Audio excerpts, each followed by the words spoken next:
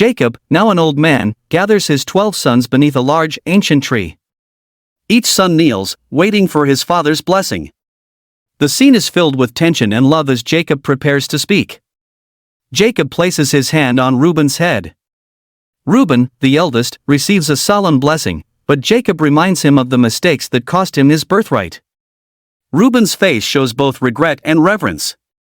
Next, Jacob turns to Simeon and Levi. He recalls their fierce actions in defense of their sister, Dinah, and warns them about their violent nature. Their eyes burn with a mixture of defiance and respect. Judah steps forward confidently. Jacob's words for him are powerful, calling Judah a lion's cub and foretelling the rule of kings from his lineage. Judah smiles, aware of the great future ahead. Finally, Jacob's gaze softens as Joseph approaches. Draped in fine robes, Joseph is the favored son, and his blessing is rich and abundant. Jacob speaks of prosperity and protection, and Joseph's face glows with gratitude. Jacob blesses Zebulun, calling him to dwell by the seashore and be a haven for ships.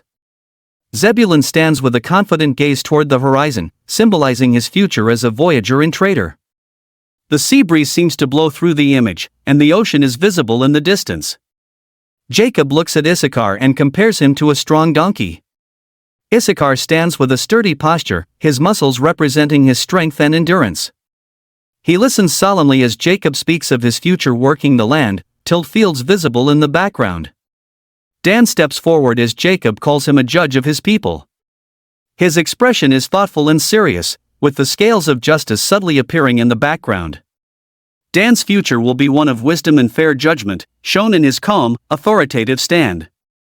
Gad listens to Jacob, who prophesies his life as a warrior. Gad stands with a warrior's determined expression, ready for battle. In the background, there's a hint of a battleground or armor, representing Gad's strength in defending his people. Jacob turns to Asher and speaks of him producing rich food fit for kings. Asher smiles, surrounded by abundant fields of grain and olive trees. His hands hold baskets of fine bread and oil, symbolizing his future prosperity and the nourishment he will provide to others. Naphtali stands tall as Jacob compares him to a deer running free. His posture is graceful, and there's a sense of speed and freedom in his stance. Behind him, the hills and valleys symbolize the open lands where he will prosper.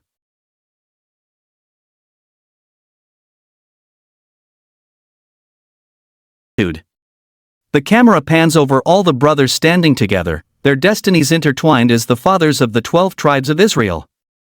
Each son bears a unique expression, reflecting their journey and the future to come.